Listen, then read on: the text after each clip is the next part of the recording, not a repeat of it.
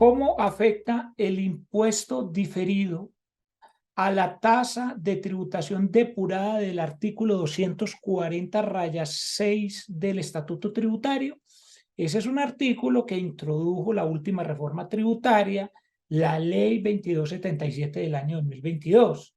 Vamos a hacer un pequeño resumen porque eso es un tema muy amplio que tiene muchas discusiones detrás y que uno se demoraría muchísimo para resolverlo como en unos cuantos minutos que dan para responder una consulta de estas, pero comentemos algunas cosas sobre el efecto del impuesto diferido en la TTD o tasa de tributación depurada, que seguramente va a ser o es uno de los elementos claves para este cierre contable y fiscal.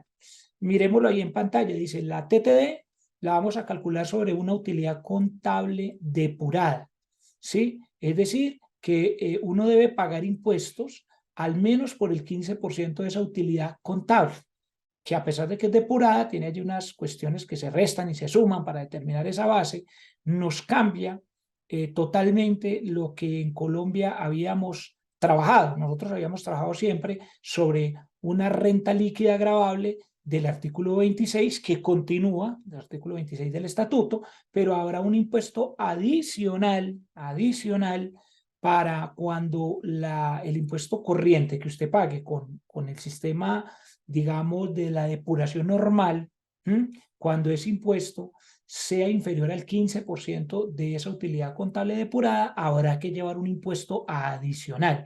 Como está actualmente la norma, está perjudicando a una cantidad de entidades, hasta las copropiedades, porque tienen una cantidad de ingresos, las copropiedades y las cajas de compensación familiar, por ejemplo, las copropiedades mixtas o comerciales y las cajas, que no van al impuesto de renta, van solamente en la utilidad contable. Entonces, al no ir a renta, hace que en términos relativos con la utilidad contable, comparativamente, usted paga muy poquito impuesto. Entonces le dice, no, ahora vaya y calcule o iguale el impuesto al 15% de la utilidad contable. Y pues la utilidad contable tiene una cantidad de ingresos que no necesariamente van a la base fiscal, no porque sean ingresos no constitutivos, sino porque son ingresos que yo llamo no sujetos, los del artículo 28, por ejemplo. Los de por ejemplo, la diferencia en cambio no realizada del artículo 269. Entonces, allí en la pantalla le está diciendo, hay muchas partidas que no van a la renta líquida, ¿sí? Lo que haría que baje digamos, la utilidad contable y por lo tanto, perdón, hace que baje la utilidad fiscal y por lo tanto usted va a terminar pagando una cantidad de impuestos. Entonces se genera un impuesto adicional por valorizaciones que afecten el estado de resultados, pero no la renta líquida. Ya les decía, valoraciones de propiedades de inversión.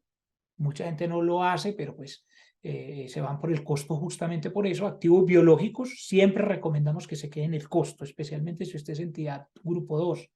Las inversiones, cuando usted las valora en la bolsa o con cambio en resultados, o cuando usted tiene diferencia en cambio no realizada, pero hay una muy delicada y es cuando usted pone vidas útiles muy largas. Hay gente que tiene vidas útiles, por ejemplo, a 40, 50 años, 90 años para un edificio y la llevan disque tributariamente a 45 años. No, si usted pone 90 años en su depreciación para un edificio, esa misma vida útil tiene que usar fiscalmente para los activos comprados después del 2017. Pero hay gente que tiene diferencias. Dice, no, yo deprecio fiscalmente, por ejemplo, un vehículo a 10 años, pero en contabilidad 15 o a 20. Eso lo que le va a generar le va a inflar la utilidad contable y posiblemente lo va a poner a pagar por TTD.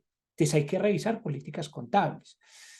Ahora, el punto 4 dice, contabilizar el pasivo por impuesto diferido a estas diferencias es clave para generar un gasto contable y reducir de esa manera el resultado base, con todo y que hay expertos en el mercado que están diciendo, y estoy de acuerdo en que exista la discusión, en que tal vez el resultado contable o la utilidad contable a la que se refiere el artículo 240-6 ni siquiera está definida técnicamente y no es claro si es antes o después de impuestos. Pero digamos que por tradición uno diría que es la utilidad contable antes de impuestos. Digo tradición en el cálculo de la tasa efectiva. Entonces hay un ejemplo numérico que le dejo ahí rápidamente donde uno puede tener, por ejemplo, ingresos contables de 500, fiscalmente también en ventas, pero tiene unos ingresos por estimaciones de 300 millones o los que les decía de la ley 675 de 2000, de una copropiedad, por ejemplo, que recibe aportes de los copropietarios, que no es que sean ingresos no constitutivos, repito, sino que simplemente van al formato 2516, pero no van a la declaración de renta. No se le vaya a ocurrir presentarlo arriba en los ingresos, porque ya hay sanciones por eso, copropiedades de mixtas que llevan a los ingresos el aporte de los copropietarios y luego lo restan dizque como ingreso no constitutivo. Y ya por eso hay sanciones, porque en ninguna parte se califican como no constitutivos. Son ingresos no sujetos, no sujetos. Es decir, ni siquiera van a la base, no tendrían por qué presentarse en la declaración de renta. Todos estos ingresos de estimaciones del artículo 28 de la ley 675 de 2000, etcétera, etcétera, están generando en el ejemplo de la pantalla un impuesto de una renta líquida de 140, una utilidad de 440 millones, póngale millones, y entonces usted genera una tasa, una TTD que es 49 sobre 440, en ese caso le da 11,13, le falta 3,87 para ajustar el 15%. Y entonces ahí está la fórmula, no la voy a explicar porque ahí está, usted la puede mirar luego en pantalla, y pues allí está que tendría que llevar 17 millones de pesos de más de impuestos. Entonces, ahora, como la pregunta está enfocada era el impuesto diferido, por supuesto que calcular la TT tiene muchas otras variables.